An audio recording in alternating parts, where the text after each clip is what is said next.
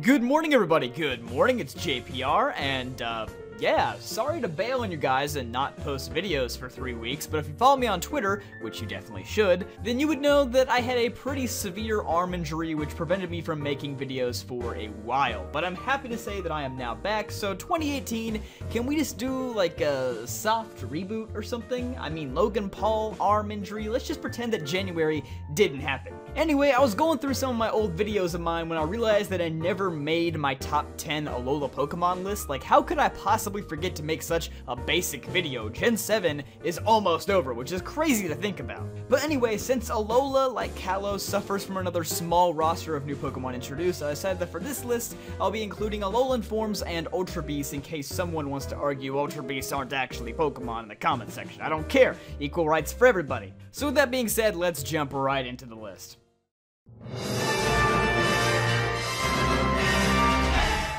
Number 10, Alola Marowak. Now honestly, as cool as Alola Marowak is, I couldn't really put him higher than this because I've never actually used one. Like honestly, most of the Alolan forms just didn't do it for me design-wise, but this one is so super cool. I mean, I think it's a 10 out of 10 design with 10 out of 10 typing. Like I would personally say that this guy looks pretty bad, but if I caught one, I would name it Billy, and we would have a TV show called The Adventures of Billy Bad Butt. He's a pretty cool dude.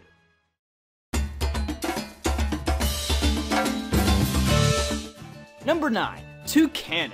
Usually I'm not a fan of the cliche starting bird Pokemon, and if I do like a bird Pokemon, then it usually has to be something different like Braviary, but Kanan is just really cool, and really salty for some reason too. Like this is what happens when the little leprechaun guy has Toucan Sam's cereal for too long. He just goes into salt stasis and never stops. The whole evolution line is pretty neat, honestly. I'm not sure how a woodpecker turns into a toucan, but you know what? I'll accept it. I think Beak Blast is such an amazing and unique move. He also gets some really good coverage with Bullet Seed, Rock Blast, and Brick Break. The only downside is that he's still a normal flying type. I thought Talonflame was finally gonna kill off this trend, but Kanan brought it back, which makes me a little bit sad.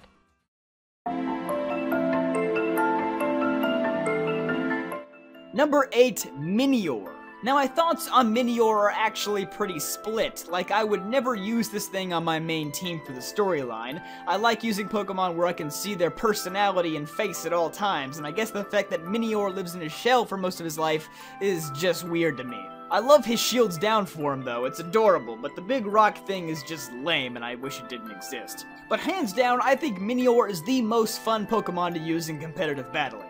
I love using Shell Smash Pokemon in general, and I think that because of Minior's forms, he actually pulls it off better than any other Pokemon with Shell Smash. You can also use the White Herb to get his defenses back up, and then he has access to a fully powered Acrobatics because he doesn't have an item anymore. Oh, it's just so good and so satisfying to use. He is the absolute best. Nothing else comes close. Hey, get that off the screen. Tears mean nothing. He is still a god.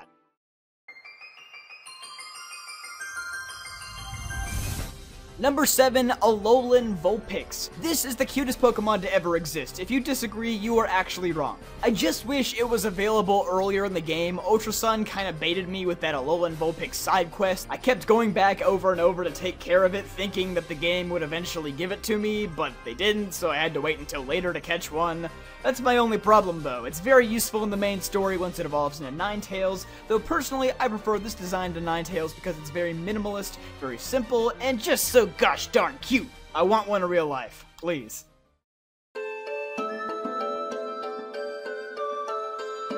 Number 6, Mudsdale. For pretty much the same reasoning as Alola Vulpix, this thing is a beast in the main story. He has so much coverage, a really good ability, and he can tank almost anything. This Pokemon is insanely good. I didn't really think that we needed another horse Pokemon, but Mudsdale is so well done that I have to appreciate it. It's also a very simplistic design, which I like. It hits like a truck, it can take hits for days, all around a very solid Pokemon.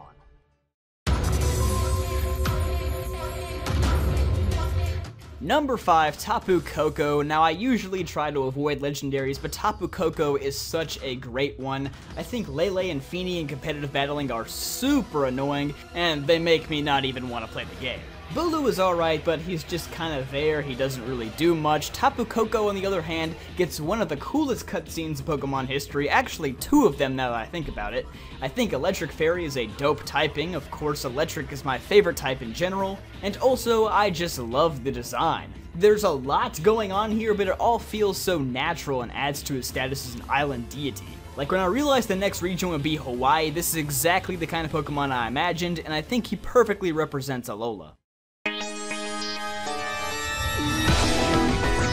Number 4, Alolan Muck. So this is my final Alolan form on the list, and maybe I'm a little biased here because I already liked Muck beforehand. I know he catches a lot of flack for his design, but I like Muck. I don't even have an issue with Garbodor. I think some of y'all just like to overreact to Pokemon designs. But regardless, this thing is a beast. Poison Dark is one of the best defensive typings in the entire game, and he clutched out many things for me in my Ultra Sun playthrough.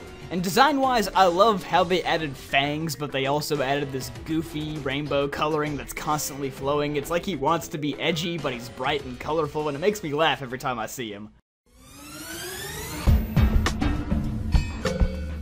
Number 3, Circuitry. Now, this is our one and only Ultra Beast on the list, and to be honest, I didn't like this thing at first because I was always wondering how wires, these man-made objects, just somehow went to another dimension and came back as a Pokemon. It makes no sense.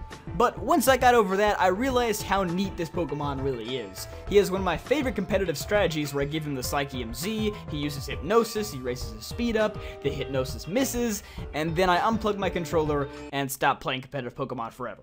Okay, so in the off chance that the Hypnosis actually works, then the opponent is either asleep or they're forced to switch, so I can set up a Tail Glow and just completely rip through the rest of their team. It's insanely satisfying. I mean, almost nothing in the game can survive a Tail Glow boosted Thunderbolt from Circuitry. This Pokemon is incredibly busted, and I love it. But not Kartana or Pheromosa busted, those guys suck.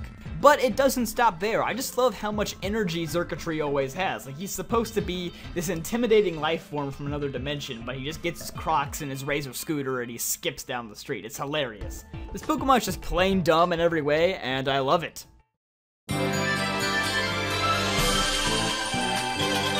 Number 2, Beware. Now I have to be honest, 90% of my admiration for Beware comes strictly from the anime.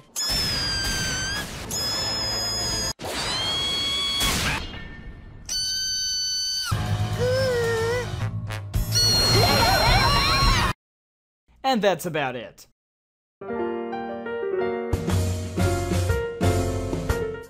Number 1, and I'm sorry to say this is a fairly cliche pick, but Lichen Rock. Lichen Rock's just a really cool Pokemon. You can tell it was designed to be the Lucario or the Zoroark of this generation. I mean, it's literally everywhere. I like how it has 3 different forms, so even though a ton of people will use Lichen Rock, they still get the chance to show off their favorite version.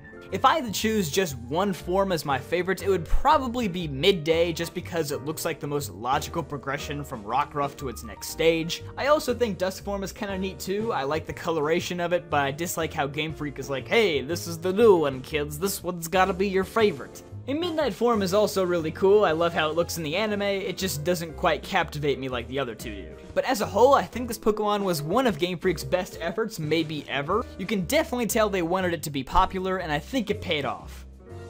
Thanks for watching today's video. Be sure to drop a like if you enjoyed, and comment down below on what your favorite Pokemon from the Alola region are. Be sure to subscribe if you want to see more, and I'll see you guys next time.